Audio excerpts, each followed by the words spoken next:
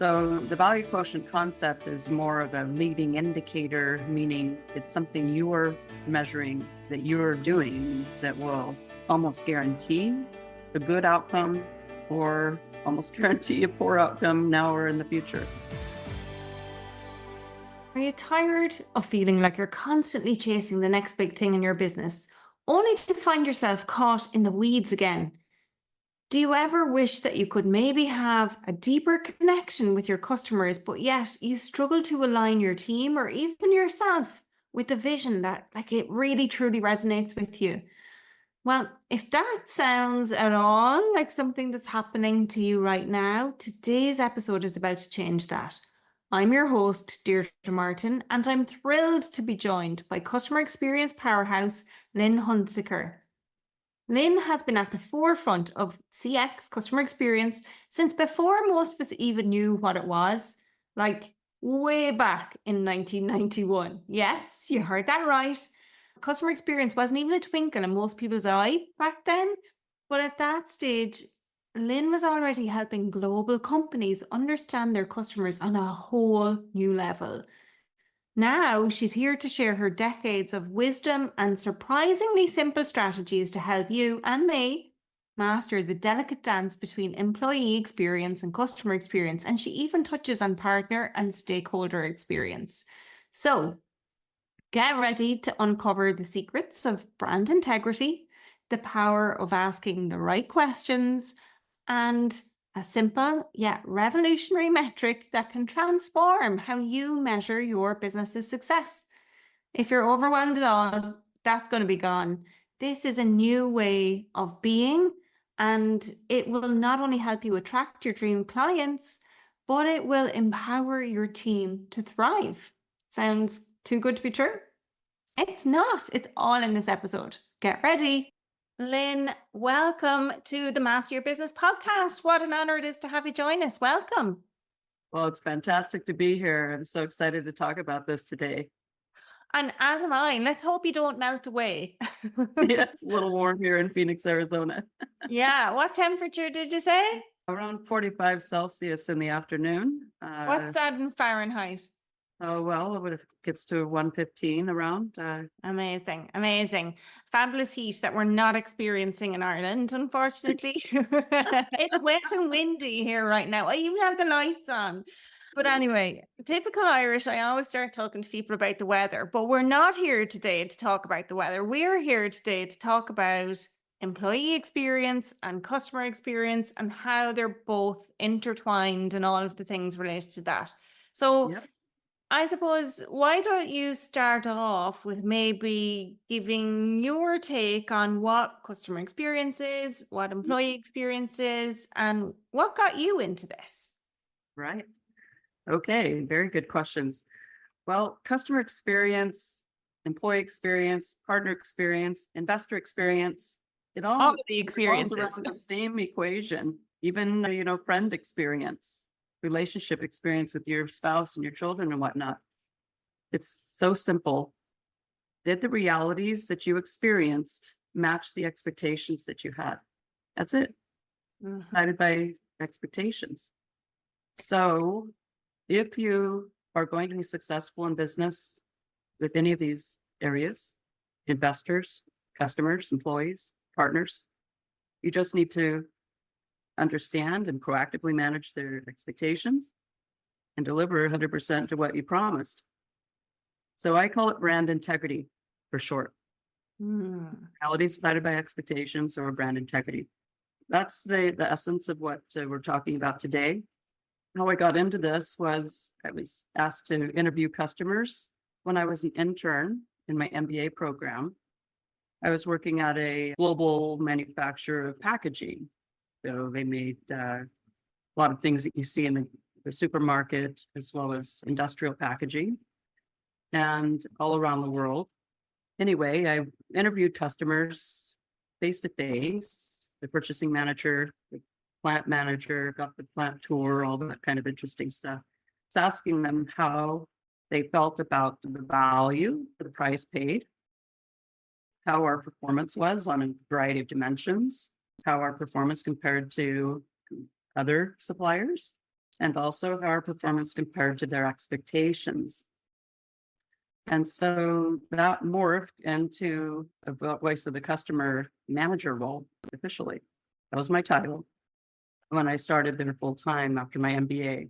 So we were in a rural area, and I got to interview a lot of different places that were already doing customer satisfaction stuff to figure out our methodology. This was in 1991, mind you. So long before many listeners were born, it was already a voice of the customer manager. And the other interesting aspect of this is it was in the strategic planning department. It was not in customer support. It was not in marketing. It was in strategic planning.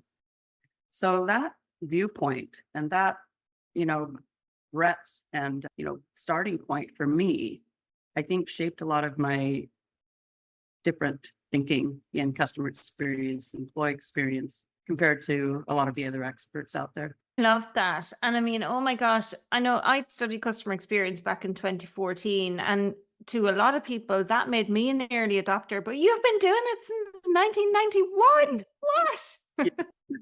I was an intern doing that stuff a couple of years before that. So You were a baby. You were a baby back then.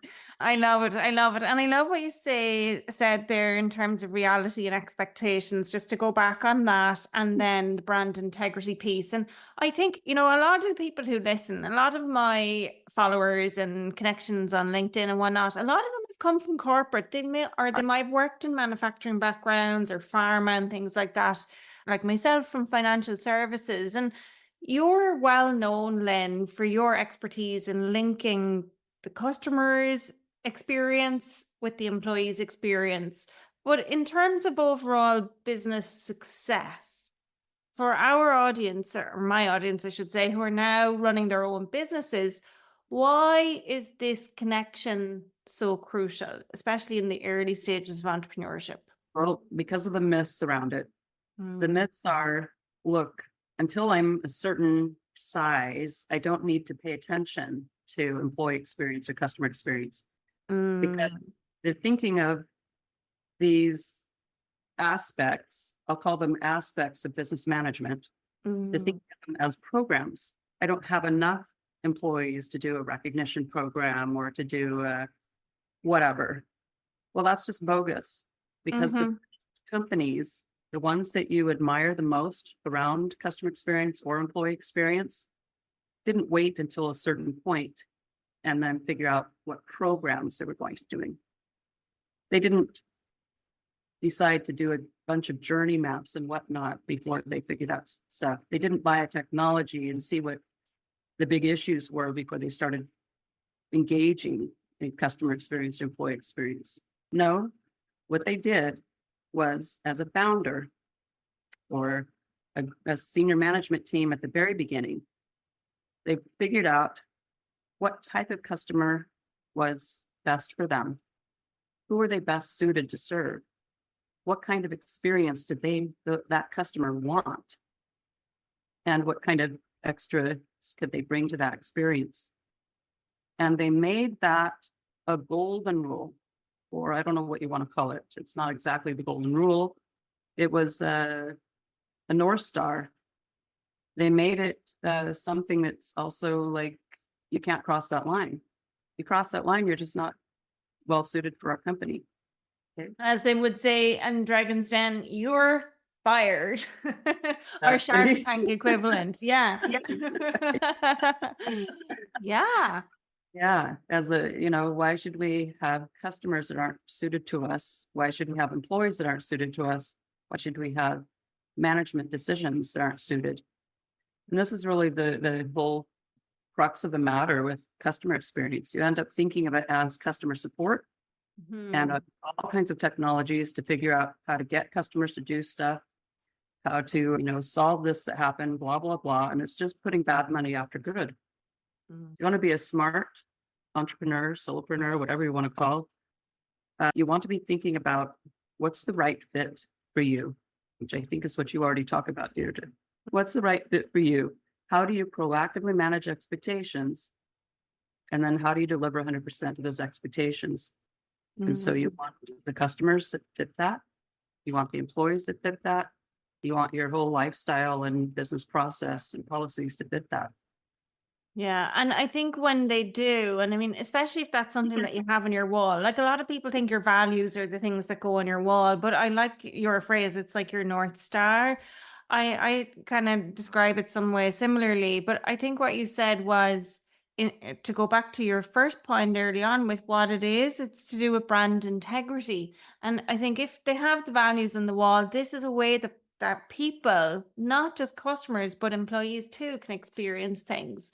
And you already touched on this too, Lynn, but I'd love for you to dive into it a little bit more. Like most people starting up are bootstrapping things, right? They don't have the money or the budget or the wherewithal sometimes to know or to understand that, okay, I don't need to be a brand like Coca-Cola or Nike or Netflix to do customer experience and employee experience stuff. I can do it even if I work by myself and I have a VA that does 4 hours a week for me. So when they're bootstrapping and they're doing those things, like you say, they're not big corporate initiatives that maybe they're familiar with from before. What can they do, or what sort of, how can they adopt those principles? Like, can you give me tangible examples? Oh, sure. So we just need to be consistent, right? You cannot be two-faced, trying to have your customers love you, but then treating your suppliers horribly, or your employees, being a little abrupt, or, whatever. You need to be true through and through. So integrity is really the watchword, I believe. Having that consistency in everything you do, inside and outside. Don't try to be one thing to one and then another to another. Now, I was thinking about this during the pandemic because the CXPA was Customer Experience Professionals Association was revamping their criteria for their certification exam. And there was a little more employee experience stuff in there. In fact, employee experience became a big deal in the pandemic. Diversity, equity, and inclusion, and all that kind of thing. So I wanted to figure out how to cover some of those topics in my certification course. And the more I worked with it, the more I thought, you know what? It's not a separate topic. Employee experience is not necessarily a separate topic. Sure, the tactics might be a separate topic to some extent. It's quite similar to, say, business to business or business to consumer. You have tactics that are different. But in fact, what happens at the headquarters, what happens with the president of the company is almost identical between B2B or B2C.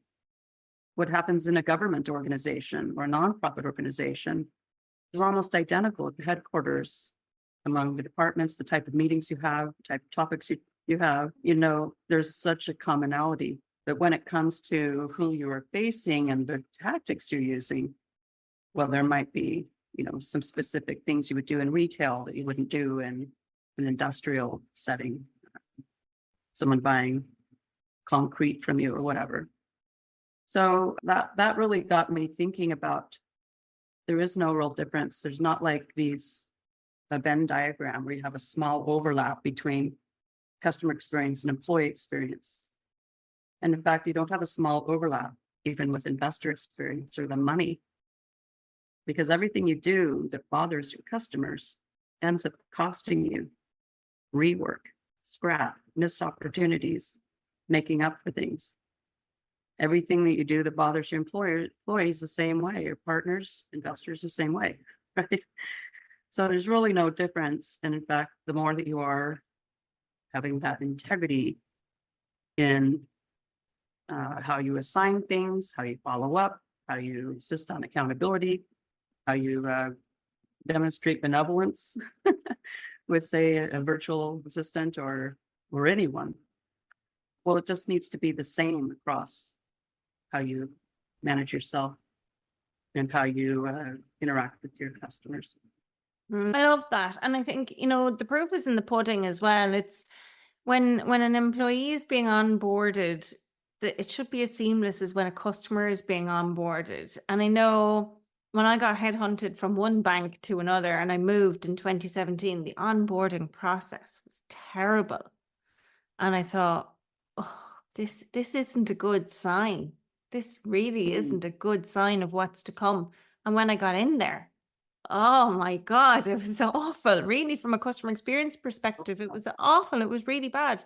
And so one of the first things I did was like, okay, we need to look at customer experience here. We need to figure this stuff out. It was different. I had a whole team of people behind me to help with implementing this sort of stuff. And it definitely worked.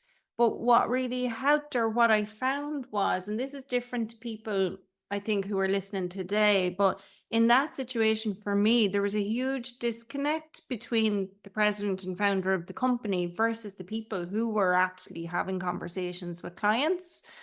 And I think, a lot of the people that are listening today, they're the ones who have been in the weeds with their clients. They're the ones who have a pretty solid understanding of who their ideal clients are and what they want. But at the same time, sometimes they're not aware maybe of mistakes that they're making because they're so close to it. And so from your experience, Lynn, for smaller business owners, the solopreneurs, the people working who maybe have up to 10 people on their team, what mistakes do you see them making and how could they be avoided? Oh, I think it always starts with figuring out who is your ideal client, who is your ideal employee. So if you already have some clients who are working well for you, or some employees who are working well for you, study that. Ask them, what are their values? Ask them what's most important. What are they aiming for? What are they trying to get done by interacting with your brand? So instead of coming up with your own values and whatnot, and then asking them how well they like that, how well, they understand it, are they going the line of that? That's just old-fashioned thinking. We need to investigate what's really ticking for the people that are a good fit for us, customers, employees, like. And then we might need to adapt ourselves. What do we need to change in our processes, our policies, our informing and keeping people informed, showing appreciation. It's the devil's in the details, right? It's those little things. Oh, But yeah. it has to be within the context of what they are driving at. So are they seeing their association with you as a stepping stone to something bigger? Are they seeing their association with you as something that enriches them or that gives them peace of mind? Or what? So you may say yes to all the above, but figure out which one trumps. What is the ultimate aim of that ideal employee? What is the ultimate aim of that ideal customer? Maybe ideal is too strong a word. Maybe it's a high potential employee or the core growth customer. They may not be your biggest customer, but you see them as driving your growth the most in coming months and years, right? So this is a big mistake that a lot of people make, is they figure my longest association with the customer or employee, or the most productive and the biggest revenue. That's not necessarily your core growth or your high potential. But see, you need to start with that, because if you don't, then your trajectory is off. I think, to be fair, a lot of people, when they're starting out, they possibly either undercharge anyway because they don't know how much to charge when they're once they start working for themselves. So they're probably not charging enough, I would think, in the first instance. Most people I meet, I'm like, you need to put your prices up, But I think what you're right in terms of I agree in terms of everything else that you've said. Like, what's the ultimate aim and their association with you? What is it that they're looking for? But I also think that for solopreneurs, like coaches, consultants, people who do freelance work in professional services and whatnot, that they're so used to working in B2B environments as well, that there's probably a mindset shift needed to truly understand a customer's needs and desires, so that they can really position themselves in that way. What would you think that is? Well, I'm not sure. I'm going to say it again. So for people who are really used to working in B2B environments, how can they shift their mindset to truly understand the needs and desires of those ideal clients and ideal employees? All right. So just talk, have a conversation, go to lunch, have a Mm. coffee, a virtual coffee, or whatever you want to call it. You need to just have a chat. That's better than a survey. Oh yeah. You don't need to hire an outsider. Don't need to create a journey map and whatever people are saying, those popular things. You just need to keep it real, human to human. Tell me what attracted you to this brand that we're working for. What do you see as what you may achieve? What are the things that work best for you? How does this differ from what worked well or not in the past? Maybe that's easier for people to talk about. Mm. What do you see as your next steps? Just ask regular questions like you would. Don't treat it as some kind of formal thing. Regular relationship.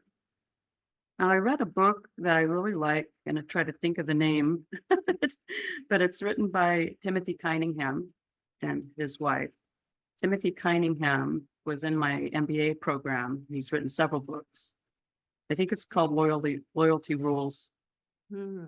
And to me, it's the boomerang concept of what you put out there comes back to you.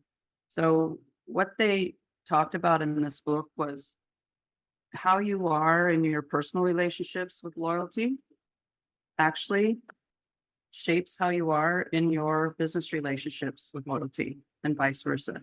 And how you think of loyalty as integrity or perhaps perks or, manipulation or circumstantial, that's more transparent than you think. And they had actually backed it up with some studies. He has a PhD and he, includes very interesting studies in all his books. So I recommend taking a look at that. There's a self-assessment at the end. So very interesting. So tell me more. Tell me more about that because it sounds really interesting. I'm going to go and download that book, but tell me more about it. So explain a little bit more. Tell me. I'm curious. So if you expect other people to be loyal to you, if you want employees to be loyal, you want them to stick with you. It's a pain to go find a new employee, right? You want your employees to also be singing from the same hymnal. You don't want them to be, doing their own thing or not representing what you would do. They should be a unified representation or, expansion of yourself. So how you try to create that loyalty needs to be genuine, right? That's what's going to resonate the most. Whereas a lot of times we think in employee experience, we need to create perks. Yes. Let's have on-site massages. Here's a certificate to the coffee shop or car wash or whatever, extra health insurance or I don't know. That's all nice. People appreciate those types of things, but that's not at the heart of it. The heart of it is genuineness. This is actually proven by study after study, especially during and after the pandemic. What's going on with quiet quitting? What's really driving or not driving the engaged employees or non-engaged employees? How about customers who stop buying or reduce their buying in consumer or wherever? What are the things behind that? And it all boils down to the same thing: trust, appreciation, consistency. Yeah. I also did some research this year, writing some articles about customer experience equals employee experience equals money, your revenue and profitability.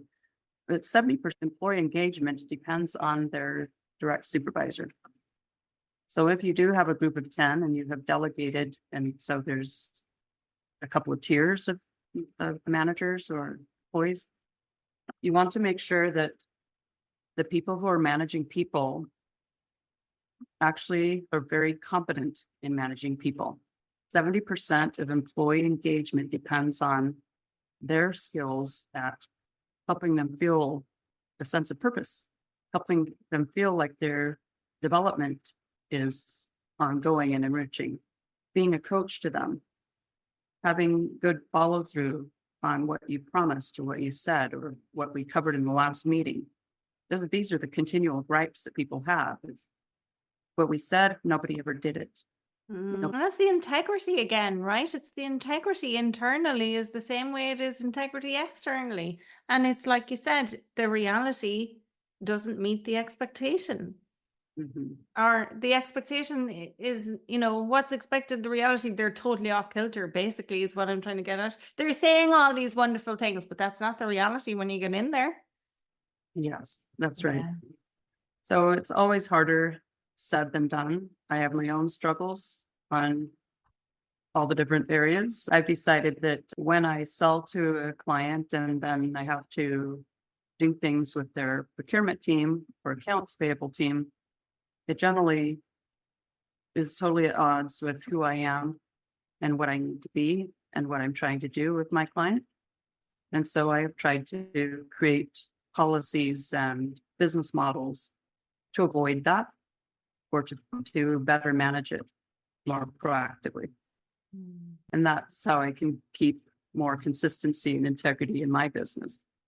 Yeah, and it's hard. I have struggles with it too, Lynn. I'm not gonna lie. It's hard, and it's hard when you're a solopreneur sometimes with the back end stuff behind the scenes to make things land in the right way. And then the longer you've been doing things, like I know there's things that I perceive to be important that need to be updated so that clients or prospects experience something really good from me. But as a solopreneur, even though I have a team of people who support me behind the scenes, prioritizing that to make that better is like, oh, I need to do it. And it can feel really overwhelming. But I suppose to come back to something you mentioned, and we might circle back to this again in a second, you touched on revenue, right? Everybody listening here today is like, how can I make more revenue? Will this make me more money? That's what they want to know, because at the end of the day, it's not necessarily about the money. It's about what the money gives people, but it comes down to money. So in your experience as an entrepreneur yourself and with the clients you've worked with, can you maybe enlighten listeners with some surprising ways that customer experience CX and employee experience EX can impact a business's bottom line? Sure. I mean, well, we talked a few minutes ago about an ideal customer. So be a stickler for it. Be a stickler for this is who I'm better served and better suited to serve, and try to duplicate that type of customer going forward. Don't take all the stray people that want to get your stuff. I've decided I'm just going to say, look, this is how things work best, and if you need a different process, then there's a lot of other providers that you can go to because it's just not working for me with my mental health, right? With certain things. So I'm not going to just take any customer that comes my way. I welcome anyone to buy my things that are self-paced and whatnot, but with certain arrangements, I just have to say, look, here's how it works best. Or we need to have a certain, meeting of the minds. Yeah. So first of all, be a stickler for who you serve, because if you don't, you're ending up either wasting a lot of your own energy or wasting a lot of your money trying to make things happy, right? So who cares that you got the extra money? You ended up spending it anyway. Yeah. Those are the times then where all of those perks you talked about, like the massages and the coffee, and you're spending all the money on yourself on those things when you've been drained from not having the right client come in the door. Yeah. Think about it. And what else, let's say, beyond happy clients, what kind of financial returns can people or business owners expect if they invest in these areas? Yeah, well, I mean, if you become known for a certain niche, when you become really specialized in a certain area, a certain type of client, well, that breeds more of the same. If you try to be all things to all, that's just not, the good use of your marketing for one. And everything else just ends up costing you. So specialize, figure out what your specialty is and try to duplicate that. You'll find that you have a lot more differentiation, distinction, enthusiastic recommendations. So I think that it just multiplies on itself. Yeah, and people will trust what other people say about them more than they'll trust what you say about yourself. That's right. So if you'll get referrals and recommendations, which basically helps boost the bottom line. Amazing. And it's so true, isn't it? I mean, there's some statistic around that. Like if I refer you to so and so for your website or your graphic design or whatever, you're like, isn't the conversion rate something like 60%? I don't know. Do you know the statistic on that? I've heard that. Yeah. And Yeah. I watched your recent LinkedIn Live about that. Yeah. It's very powerful to have other people introduce you. And that's really the concept by Net Promoter Score. Mhm. But I don't use Net Promoter Score in my business for a few reasons. I think that you can pretty much tell if people are happy or not if you just be genuine and listen and ask good questions. You can learn a lot more than just sending out a one question survey or whatever, but by having a conversation. So that's what I prefer. I think that if you do ask any questions, especially in a survey, you're already setting expectations. So you have to have integrity and act on them. Mhm. So keep that in mind. But it's just all goes back to being consistent and through and through. Be true to yourself and maintain your specialness. And that's how people will be more motivated to give you recommendations. Yeah, I think when everything is clear and easy, things are clearer and easier when you are specialized and know who your ideal client is. Isn't it so true? It's like the more things you do and the more open to interpretation it is, the more difficult it is to demonstrate integrity because you're trying to do all of the things. Yeah, and I completely agree with you as well about the NPS, the Net Promoter Score surveys. They're a waste of time, really. But I am curious what your thoughts are, Lynn, on one type of metric maybe that you would recommend that people do use as a way to measure stuff, but without fancy tools, So really. I call it a value quotient, and it's something you can do just with paper and pencil. Oh, I've got my paper and pencil out. Tell me. On the numerator, it's how many things went well. And on Mhm. the denominator is how many things there were. Oh, you're Right. going to have to tell me, is the numerator down across the bottom line and the denominator up the way, or is it the other way around? I don't know. About how many interactions or instances of whatever the Mhm. other party values. Okay, so what does the other party value? So the bottom underneath the line is how many instances were there of that thing that they value. So say, for Mhm. example, your employees value that you circle back at the beginning of every meeting to what was promised at the last meeting. Okay, so on the bottom of the line, you're going to have every meeting. How many meetings were there? Okay. At the Mhm. top of the line, you're going to have, did we circle back? Now, if you did a half-baked circle back, can't really count it because it needs to be from their viewpoint. You need to do it to the standards that is the other party's viewpoint. So when you Mhm. keep a tally like that, it's something you can do if you're, say, on the phone, a Mhm. support agent, or somebody who's calling people. How often did I include that behavior in on my own part that we knew was a kind of a table stakes or a deal breaker for the other party? So you can use a value quotient idea for anything.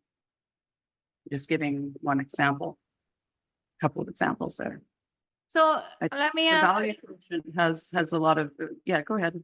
I was just going to ask, okay, so can you give some more examples of what people might perceive to be value interactions? Yeah, so that's what you get when you have that coffee with somebody. Go to lunch. Right? Yeah. You start to understand, what do they value? What kinds of things bother them? So you want to make sure that you're keeping track of not doing those things that bother them Mhm. and doing the things that make them happy. But probably we gloss over what bothers people and figure, well, they'll get over it, or that's just a small thing, but it's not a small thing for the other person eventually. Mhm. Either, in totality or eventually, it's not a small thing for them. Mhm. So a value quotient is a way of having a leading indicator. You might have to cut corners or not do that thing. You may have there's a small ratio there, but that will tell you then you're probably going to be seeing some dissatisfaction in the other party. Mhm. The So value quotient is something you can use with clients or customers or even yourself. yeah, like that's what I'm thinking. I'm just trying to think of a client and an example. So imagine I having a client who is an accountant or a psychotherapist. I'm going to use a psychotherapist because it's quite intangible what they deliver, really, right? So I'm going to imagine that they have their package is maybe a 6-session package that they're selling, for example, and that maybe they specialize in people with sleep, helping people with anxiety, and some of the symptoms might be what their problem is before they come. And you tell me if I'm doing this wrong, but I just want to give an example and see if it's right. So they're maybe not sleeping, maybe they're self-medicating in terms of booze or, over the counter drugs, something like that. Maybe they're not exercising. Maybe their relationships are being affected right now. And let me see one more. Maybe they are not socializing very much, for example. So would the value quotient is how it works that when they start to overcome these things as part of the 6 No, sessions? No. nope, Okay. not at all. I'm Yeah. sorry. Okay. So come back and You explain it want, to me some more. yeah, I the value really want to quotient be clear on you're this. doing.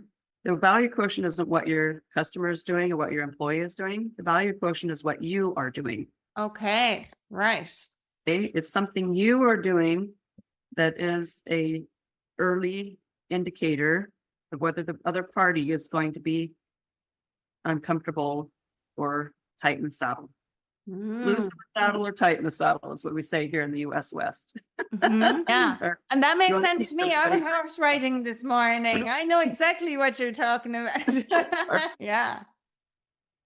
Okay, so let's put that into a similar example then with that psychotherapist. So what might that look like internally in the psychotherapist's So the business? psychotherapist would need to make sure they're asking the questions in a way that keeps the other person straightforward.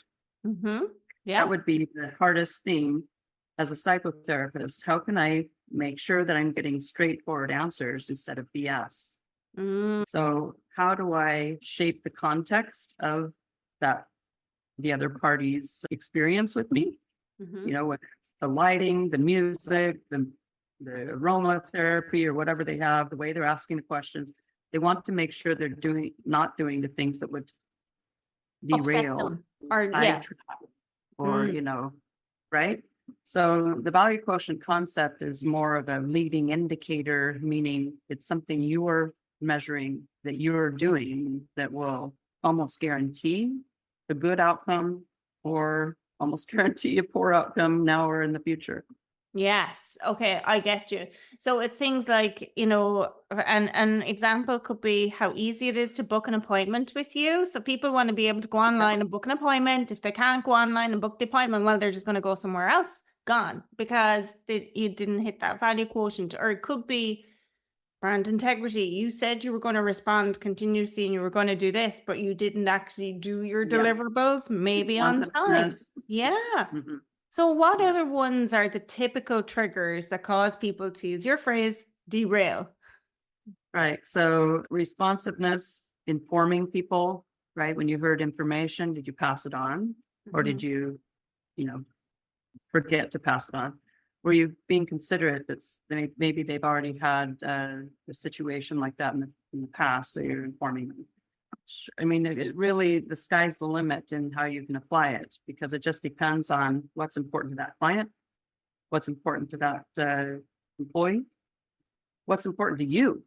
So I use it for myself in terms of, well, did I do my walk, or did I do my prayer, my music, whatever it is that I need to do to have my own well-being.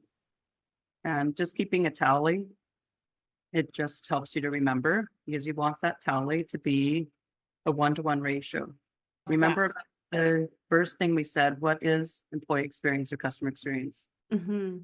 It's whether their expectations met reality. That's what the value quotient tells you. What was the expectation? That's in the bottom line. The reality is in the top line. You want it to be a 1-to-1 ratio. Integrity. Yeah, I love that. I'm actually going to share a picture of this in the show notes, my notes that I've taken as I've been drawing out this example. And it may not look so pretty, folks, but it's practical and it will help you visualize what we've been talking about. So I've been doing my doodles here. And Lynn, I'll share it with you to make sure it looks right before I post it anywhere. But yeah, I think it's good for people maybe to be able to visualize it. So if you're thinking, what? There's a link underneath the podcast and it brings you back to the blog that has all the show notes and you can see literally what we're talking about here. Okay, fabulous. Lynn, I have a few more questions today and really to do with CX and EX. And one is kind of like, what would you say is you mentioned about myth in terms of size, right? But aside from that, generally, what would you, if you could just wave a magic wand and bust a myth around CX and EX, what would that be? It's a mindset. It's not a program. So employee experience and customer experience is how you go about managing your business. It's not an add-on. The fact that you have a business, that you actually created a business and now you have got a client, you have a customer experience happening. You are an employee of your own business. You're creating your own experience as you're an employee. If you're a solopreneur, a freelancer, once you bring in some other people, virtually or otherwise, they're having an employee experience. It's not something separate. It just is. Yeah, it's a way of being, isn't it? It really is a way of being. It's your I love mindset. that. How you communicate, how you make decisions. What are your criteria for things? How do you follow up? What are the consequences? Good and bad. Yeah. And is it all around? It is. It is. I love that. Okay. That's pretty profound, Lynn. It took me a lot of profound. years to come to that, but Yeah. that's what happens when you've been thinking about this for this long.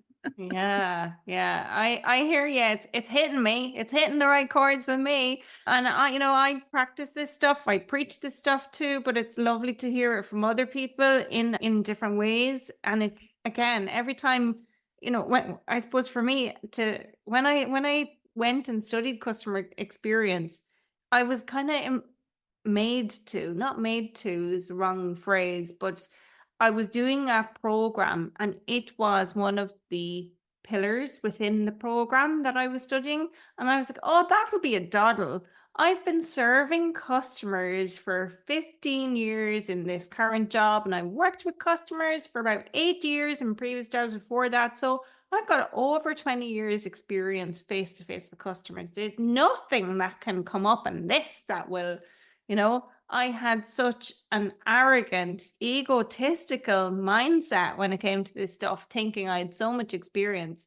And in hindsight, that's so embarrassing because it's like customer experience is not about customer service at all. It is a way of being. It just is. It's everywhere and all around us in so many different ways. So yeah, it's nuts. Well, In a good way. that was the problem at the beginning. It's not a separate pillar. It's how you measure things. It's how you decide, it's a group's way of thinking and doing. It's a culture, right? It's how you use insights from your employees and your customers to make improvements. or to design something. Whenever you're venturing out with any of these things without consulting customer insights or employee insights, including if you're a solopreneur, what are your own insights about yourself, right? So whenever you're creating a process or a policy or a product or a service, a business model or an interaction of any type, you need to be consulting the insights from customers, employees to shape that.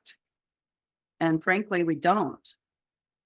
In business or small business or relationships, we very commonly, at least in Western cultures, these things. Oh, here's how somebody else did it, or here's how we've always done it, or here's the industry standard, or here's my great idea. And we just go, what they call that, ready, fire, aim. No, wait, what is it? Something like that. It makes no sense because we're disrespecting the context of who it's for. And that's what's really at the crux of all of the things that we don't like about a business or an organization or what a relationship, whatever you don't like. What it was at the crux of it was siloization. When there is deep respect for the people insights, customer insights, employee insights, and that is the context for your creation of communication, an interaction, a reaction, a proactive thing, a process, a service, makes all the difference because you have to have that consistency. If you don't have the consistency, you're going to pay for it one way or another, or in a lot of ways. Yes. And that's very profound too. I'm like, okay, I'm like just absorbing everything you're saying there. I love that. And in terms of getting that consistency and helping people get on and stay on track with this mindset, what is your favorite tool or resource that even a small business that's bootstrapped could afford? So as a technology, I don't really have a recommendation, but as the technique, I just call it it's stakeholder analysis. So essentially, it's like in the old days when you would balance your checkbook, you have the plus side, the minus side.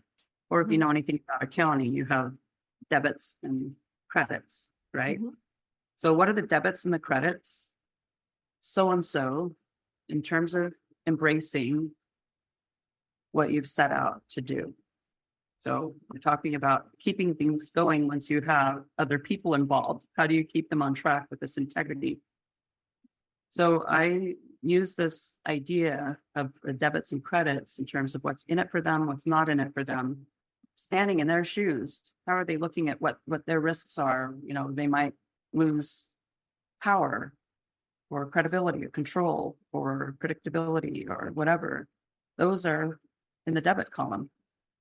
On the other side, I have, we're going to increase your bonus by this, or we're going to, have these pluses. Everyone knows that. And that's what you're normally talking about. But we're usually skimming over the debits. The debits are the most important thing you can pay attention to as a leader. And anyone could be using this simple technique, just like the value quotient, anyone for anything. You can use it with clients, you can use it with your employees, you can use it for partners, you can use it in your personal life. And what I learned is you have to address the debits before the credits can have full value. All your credits are going to be diluted if people are seeing the pebbles, these debits as pebbles in their shoes. You just can't walk with pebbles in your shoes. You'll limp. Why people are limping in your interactions with them? Because you're not paying enough attention to getting those pebbles reduced or eliminated. That's my secret to success. I love it. Stakeholder analysis and debits and credits totally resonates with me. Ex-bank manager, like definitely seen enough of my fair shares, debits, credits in my own business account too. Let's be real. But yeah, it makes so much sense. It's like, what are the debits and what are the credits? And then again, that's kind of like trying to find expectation versus reality, but in slightly different. It's more behavioral, I think, possibly. Is it? It's not always material credits either, materialistic credits either. No, it's usually fears about Mm. things. And I so love I found that if I can work through others or work through something that's existing to address that fear, that's a good way. It usually doesn't help to just tell them that their fear is totally unfounded Mhm. or stupid, or they just need to get over it. Yeah, You that doesn't need to work. find ways to acknowledge I don't need to call it out. Mm. Don't call it out. Just try to help them reduce that from whatever way makes sense. But sometimes it's something that can be done quickly or by maybe having a pre-chat with somebody and for some meeting where they're going to give a testimonial about something or a case study or whatever that helps people see, oh, okay, well, that was a concern I had, but it's not a concern anymore. So being proactive, thinking about this once a month or maybe every 6 weeks, reviewing the people that I'm working with, even my family, what are things that are holding them back from embracing the integrity that we have we've unearthed one way or another? What is the integrity that I know I need to maintain? How do I keep that front and center and as a consistent thing? So you have to kind of psychoanalyze in a way. I've used this with groups in a large company, 22,000 employees worldwide. What's going on with people over in Japan? What are they concerned with? What are some of the pressures on them? And that was really hard because in Japan, you have just a totally different culture. And of course, it's far away. But then I would think, well, what time do I need to make sure that I'm calling them or sending something? How do I need to phrase it? Who do I need to work through? What would set up the tone? And sure enough, being proactive, I was able to set the right expectations and also deliver and get their engagement and follow through Japan and every other part of the world that I was dependent on for my existence as well as my bonus. So it works big and small. Fantastic. That's such a simple but valuable, incredibly valuable resource. I love that. And I'm going to ask you for one more. And then I'll stop asking you all the questions, Lynn. But I want, I'm all about actionable and practical, and I'm so pragmatic, right? I give people tools and templates. That's literally everything is step by step as much as is possible. But I suppose what I want to hear from you in closing is, what's one actionable step that our listeners can take today to start improving their CX or their EX, whether they're starting out or they're already established? Well, I think brainstorm for 10 minutes about what seems to be a highlight for you. What brings joy to your circle, whoever it is. You're working for yourself, you have other people involved, whoever your clients are.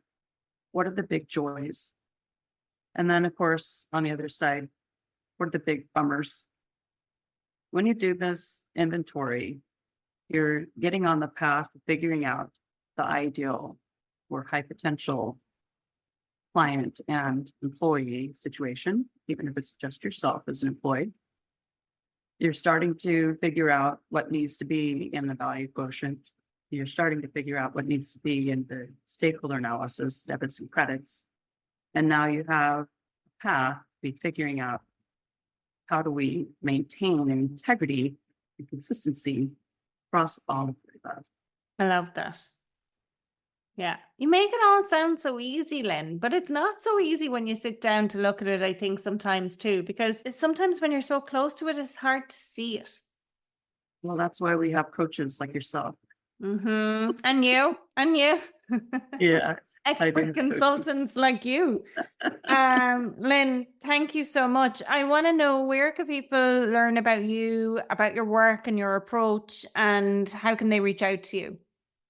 Well, of course, my website is clearaction.com. It's just the two words, seeing clearly and taking action. So clearaction.com. I have a blog there. I have FAQs about employee experience and customer experience and partner experience, and even marketing operations. And most of my content anywhere is going to be along the lines that you've heard.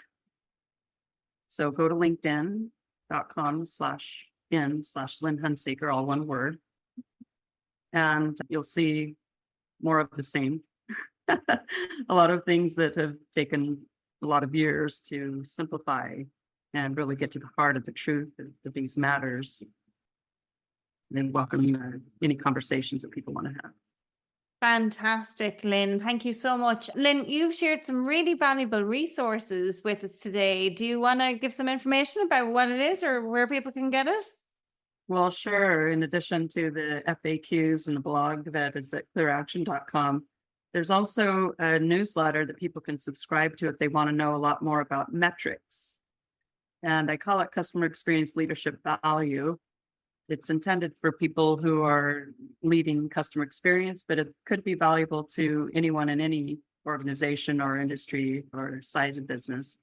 It's called templates.clearaction.com. It comes out on the weekends. It's about rethinking how we measure progress, how we measure value, and how we communicate it. I call it the 4 C's: how you collect, clarify, communicate, and champion these insights from your employees and your customers and your partners to create that context for integrity. Oh, love it. Love it. And that makes so much sense, because what you said was, it's taken you a lot of years to simplify the stuff, and that those breakdowns, to have that, is definitely worth signing up to, folks. So make sure to register and check out Lynn's website and sign up for her newsletter. There's going to be some fabulous things to help you measure your progress. Amazing. Lynn, anything else you'd like to add as we wrap up? Well, I've just loved having this opportunity to talk about this important topic, and I welcome the conversation with any of the listeners. Thanks a lot, Deidre. Thanks so much, Lynn. Wow, that was eye-opening, wasn't it? Lynn's insights on everything from brand integrity to the value quotient have given me, I don't know about you, they've definitely given me a fresh perspective on how to create seamless experiences that will ultimately drive your business forward, help you grow, get more clients, and happy clients at that. So, this episode and this show is always about practical, actionable things. Well, folks, I've got homework for you. It's your actionable challenge for this week. Grab a pen and paper. If you haven't done so already, grab a pen and paper, or open your favorite note-taking app and spend 10 minutes brainstorming those joys and jumbles in your business. At the end of the day, this is a first step to understanding your ideal clients and employees, and ultimately building a business that really feels aligned and authentic, but doing it in an intentional way. Share your thoughts. If you've got a question for Lynn or a story about your own CX or EX journey, we would absolutely love to hear them. You can drop us a comment or connect with us over on LinkedIn. Both Lynn and I are on LinkedIn. And let's keep the conversation going. Also, don't forget to rate the show. Leave us a review if you listen on Apple Podcasts, and definitely follow the Master Your Business podcast wherever you're tuning in today. A huge thank you to you, our incredible guest, Lynn Hunsaker. And as she mentioned, you can find her at clearaction.com and connect with her on LinkedIn. Until next time, folks, keep mastering your business.